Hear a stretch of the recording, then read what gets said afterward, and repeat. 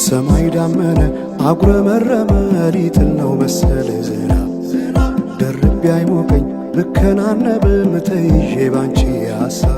ቺካጎን በእውነት መረዳት ከፈለጉ ከወንዙ መጀመር አለባቸው። የቺካጎ ወንዝ የከተማዋ የህይወት መስመር ነው። ከመቶዎች ዓመታት በፊት የአካባቢው ተወላጆች ይህን ወንዝ ለንግድና ለጉዞ ይጠቀሙበት ነበር። በኋላም ቺካጎ በዚህ ወንዝ ዙሪያ አድጋ ከአሜሪካ ታላላቅ የንግድ ማዕከላት አንዱ ለመሆን በቃች። ከሁሉም የሚያስገርመው እውነታ ግን ይሄ ነው። የወንዙ ፍሰት በሰው ላይ ተገልብጦ አቅጣጫው ተቀየረ። አዎ ሙሉ ወንዙ ከአንድ አቅጣጫ ወደ ሌላ አቅጣጫ እንዲፈስ ተደርጓል። ይህም የተደረገው የከተማዋን የመጠጥ ውሃ ከብክለት ለመጠበቅ ሲሆን ክስተቱም ከዓለም ታላላቅ የምህንድስና ስኬቶች አንዱ ተብሎ ይታወቃል። the greatest engineering achievement በመባል እስካሁን ድረስ ይወደሳል ማለት ነው። ቺካጎ የሚለው ስም የወጣው ከአካባቢ ተወላጆች ቋንቋ ሲሆን ትርጉሙም የዱር ሽንኩርት ማለት ነው። በወቅቱ በወንዙ ዳርቻ በብዛት ይበቅል ስለነበረ የተሰጠ ስም ነው። የመጀመሪያው የከተማዋ መስራች ዣን ባፕቲስት ፓይንት ዱ ሳብል የተባለ የሄይቲ ተወላጅ የሆነ ጥቁር አሜሪካዊ ነው። በ1850ዎቹ ቺካጎ ረግራጋማ ቦታ ላይ ስለነበረች በጭቃና በበሽታ ተሰቃይ ነበር። መሐንዲሶቹ ከተማዋን ለመታደግ ሙሉ ህንፃዎችን እና መንገዶችን በብረት መሰንጠቂያ ከ4 እስከ 14 ጫማ ወደ ላይ ከፍ አድርገዋታል። የሚገርመው ሰዎች በህንፃዎች ውስጥ እየሰሩና እየኖሩ ህንፃዎቹ ወደ ላይ ይነሱ ነበር፣ ከፍ ይሉ ነበር ማለት ነው። ቺካጎ ነፋሻማዋ ከተማ የምትባለው በንፋስ ምክንያት ብቻ አይደለም።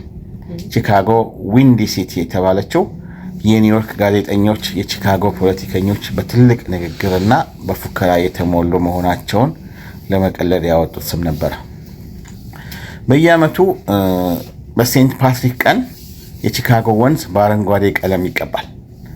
ይህንን አስደናቂ ትዕይንት ለማየት ከመላው ዓለም ጎብኚዎች ይጎርፉላታል። ቺካጎ ዛሬ ቺካጎ በውብ የወንዝ ዳር መንገዷ ሪቨርሳይድ፣ በአስደናቂ ሰማይ ጠቀስ ህንፃዎቿ እንደዚሁም በሙዚየሞቿና በተለያዩ ባህሎቿ የዓለም ታዋቂ ከተማ ሆናለች።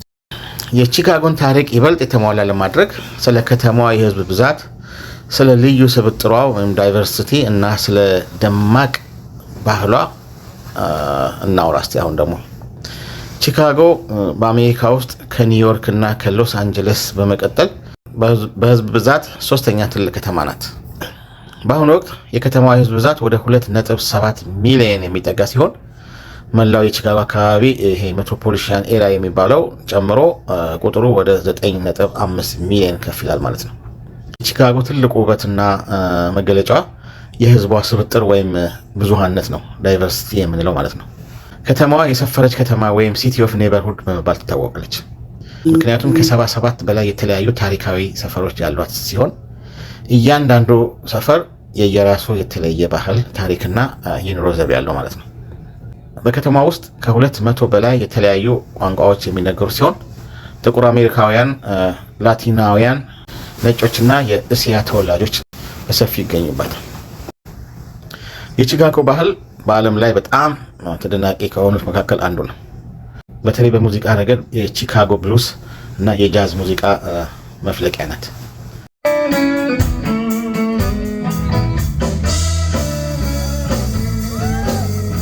በ20ኛው ክፍለ ዘመን አጋማሽ ላይ በርካታ እና ጥቁር አሜሪካዊ ከደቡብ አሜሪካ ወደ ሰሜን ሲፈልሱ ይዘውት የመጡት ሙዚቃ ቺካጎ ውስጥ አዲስ መልክና የኤሌክትሪክ ጊታር ድምፅ መያዝ የዓለምን ሙዚቃ ቀይሮታል። በተጨማሪ የሃውስ ሙዚቃ ሃውስ ሚውዚክ የተወለደው ቺካጎ ውስጥ ሲሆን በምግብ ባህል ረገድም ከተማዋ በጣም የታወቀች ናት። በተለይ በወፍራም ሊጥ የሚሰራ የቺካጎ ዲፕ ዲሽ ፒዛ የሚባለው እና ምንም አይነት ካቻፕ የማይጨመርበት የቺካጎ ስታይል ሃትዶግ ነው። የቺካጎ ስታይል ሃትዶግ የከተማዋ መለያዎች ናቸው። በየዓመቱ የሚካሄደው ቴስት ኦፍ ቺካጎ የተባለው የምግብ ፌስቲቫል በዓለም ላይ ካሉ ትላልቅ ከቤት ውጭ የሚደረጉ የምግብ ፌስቲቫሎች አንዱ ነው። በኪነ ህንፃ ወይም በአርኪቴክቸር ረገድም ቺካጎ የዓለም ክፍት ሙዚየም ትባላለች። የከተማዋ ሰማይ ጠቀስ ህንፃዎች ውበት በተለይም ሚሊኒየም ፓርክ ውስጥ የሚገኘውና ዘቢን በመባል የሚታወቀው የደመና በር ክላውድ ጌት ሐውልት የከተማዋን የፈጠራና የኪነ ጥበብ ጥልቀት ያሳያል። ቺካጎ በተለያዩ ባህሎች የተገነባች የጥንካሬ እና የፈጠራ ተምሳሌት የሆነች ህያው ከተማ ናት።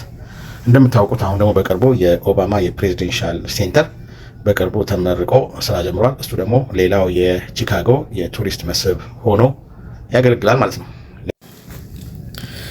በመጨረሻም እንግዲህ ቺካጎ በማታ ምን እንደምትመስል ላሳያችሁና የቺካጎን ታሪክ በዚሁ ላጠናቅ።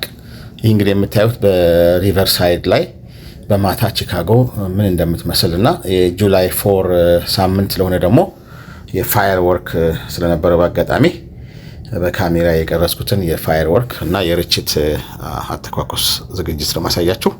በማታ እንግዲህ ቺካጎ እንደዚህ ሸብረቅረቅ ብላለች ማለት ነው። ለዛሬ የነበረኝ ዝግጅት እዚህ ላይ አቁሜያለሁ።